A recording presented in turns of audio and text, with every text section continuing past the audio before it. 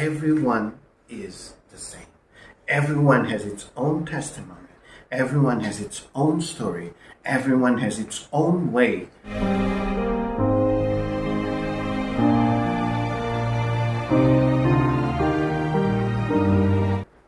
I would like to tell you now about how I met God.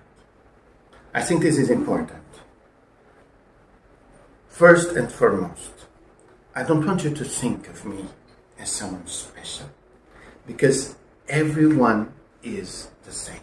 Everyone has its own testimony. Everyone has its own story. Everyone has its own way of relating to God, of relating to Jesus. So that doesn't make anyone special. And what I'm about to tell you, this is my personal experience. It doesn't make me different from you that are now looking at this video. In fact, it makes me just like one of you. Of course, because we are all the same. We are all God's children. So, my first experience with God began when I was 4 years old. When I was 4 years old, I started to wake up in the night. And then there was this strange figure called Manuel Luis. And Manuel Luis was like, well, in psychology terms, it was an imaginary friend. Okay? But it was an imaginary friend. It was different. Because he taught me so many things. So many things. He projected me in the wall, like the wall you can see behind me. He projected almost, well, many Carlos, many people that look just like me, all the same. But each one of them actually, was a characteristic that I had but I didn't have. For instance, there was the Carlos joke teller, who was always telling jokes and making people laugh. There was Carlos sad, or sad Carlos, who was always sad. There was happy Carlos, that was always happy. There was the Carlos singer, who was always singing. There was the Carlos policeman and the Carlos thief. And you can imagine what they would do every time I saw them. So it was like a cinema screen that was presented to me, where every actor was just like me. And everyone was a little bit, that's something that I had, but I didn't have. And this happened when I was 4 years old until I was 10. And next to my bed, I was fully awake. And next to my bed was this imaginary friend. I was laying in my bed, and there was this imaginary friend that was called Manuel Luis. And Manuel Luis was making me see this picture he had for me, every time different, with the Carlos interacting with themselves. And he was teaching me. He said to me, "Look, Carlos, you want to be like Carlos thief, that he's stealing and now he's in prison crying. Or you want to be like the Carlos policeman that arrested the Carlos thief. You want to be like the Carlos sad, who is always sad. Or you want to be like the happy Carlos, who is always happy." And so, with this imaginary friend, with this Manuel Luis, he made me see which Carlos I would like to be, or which Carlos I would not like to be.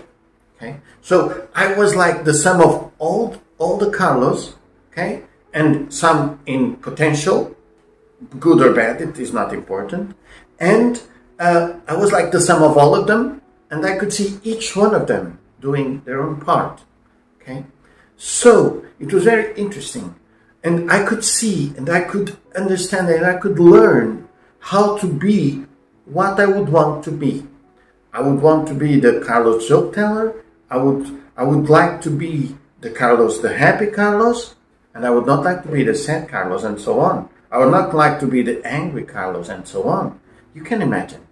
So with this friend that I had, I've learned so many things. For instance, his main teaching to me was, imagine you have a farm and you have lots of apple trees and you love apples.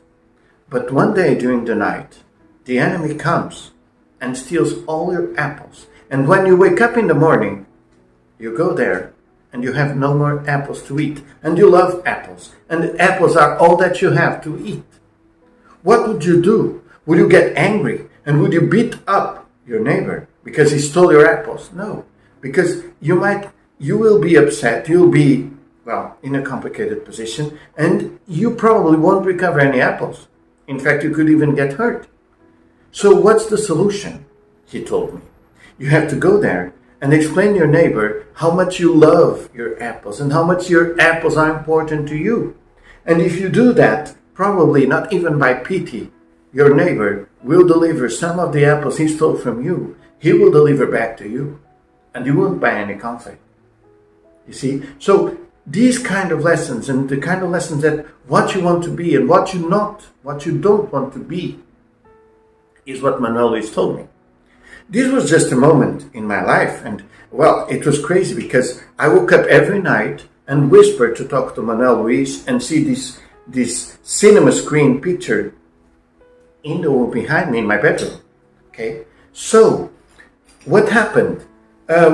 I started to say to my mother that, late at night I will go to Carlos Island, to the island of all the Carlos.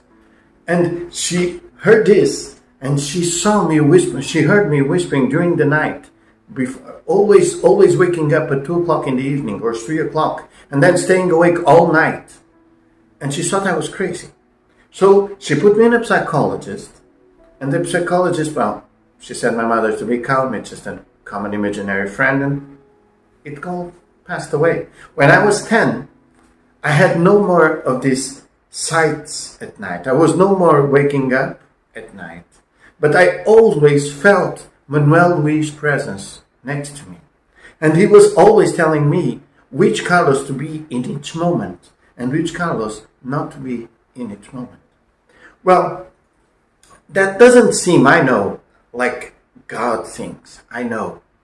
But when I entered the Catholic Church, I'll tell you before. I always went to Fatima one visit per year. I always went to Fatima, okay? One visit per year with my family. I had no Catholic practice. I was baptized with one year and 1 day, and that was all, because I went not to catechesis and so. But when I went to Fatima, seeing all those people there, and especially the people that were kneeling to paying their promises, it made me feel like crying inside. So I always got sad and said to me, I always got sad and like hearing the people's crying inside my mind, inside my spirit. And so one day I was invited to go to Fatima with a friend of mine in a church pilgrimage. And I accepted it because I already went one time of a year with my family, and I said, okay, I will go. And my friend's father, he said to me, but you see, it's a church pilgrimage. It is a little bit different. And I said, okay, but I will go. Yes, but my son will go, and my son is a very big friend of you, so he's a very big friend of yours, so he will go and you'll be fine. And I said, okay, fine to me. And then we went. And on that day in Fatima, I didn't feel that spiritual cry inside of me. And I said, this is different. I'm not feeling this anymore. And then I met this priest, which called Padre Sobral. And he was an amazing priest. He was, because he has passed away, unfortunately. He was God. He was Jesus right now.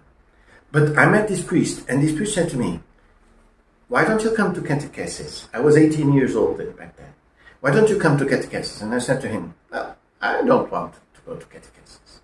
In fact, in moral and religion subject at school, I always rejected to talk about Jesus. I always like to talk about freedom and friendship and so, but when it comes to Jesus, I would say, no, please do not talk about that. I don't know why, but I just felt it was not good to talk about that.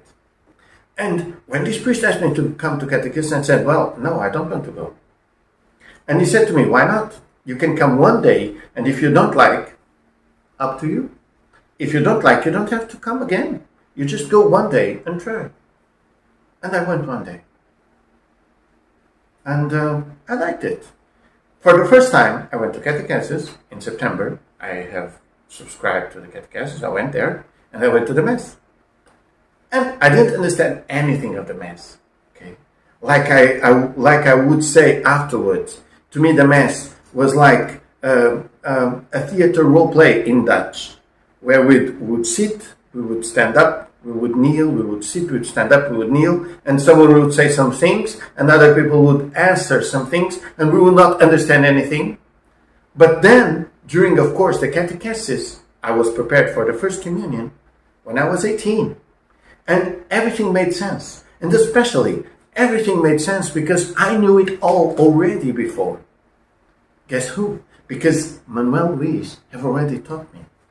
So, when I went to catechesis, for instance, there is this conversation I was having with a friend in December, and I started September, as I told you. In December, I was talking in the church halls with a friend, blah, blah, blah, blah, blah, blah, blah, blah, blah. And then someone came, and he said to me, "You are new here, aren't you?" And I said, "Yes, I started in September." And he said to me, "How come you are here only 3 or 4 months and you already talk like that?" And I said to him, "Well, it's okay. When did you meet Jesus?" And he said to me, "I met Jesus," he said to me. "I met Jesus when I was 6. And I said to him, "Well, I met Jesus when I was 4. I said to him, "I met Jesus when I was 4 with a personal experience." Okay?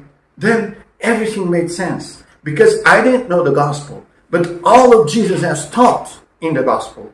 For instance, how to love, how to forgive the one who harm you.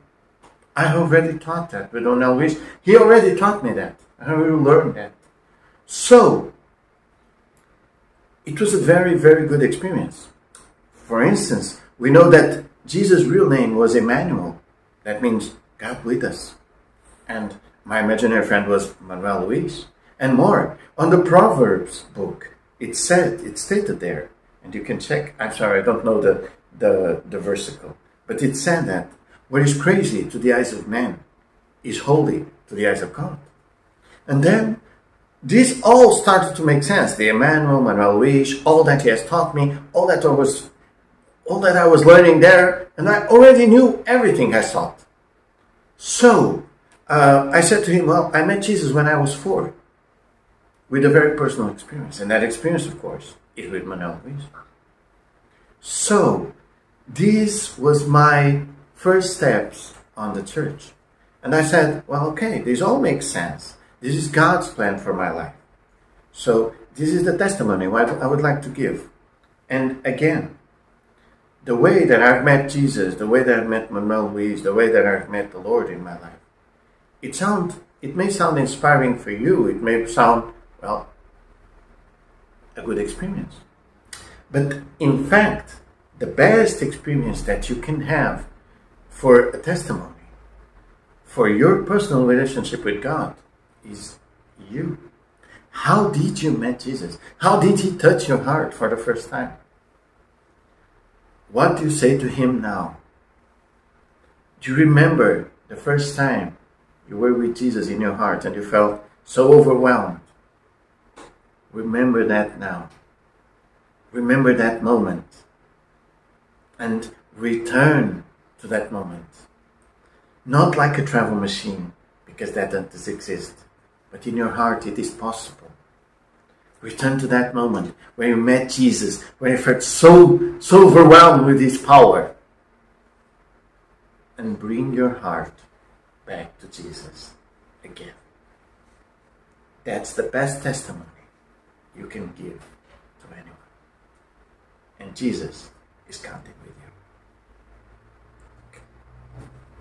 God bless you.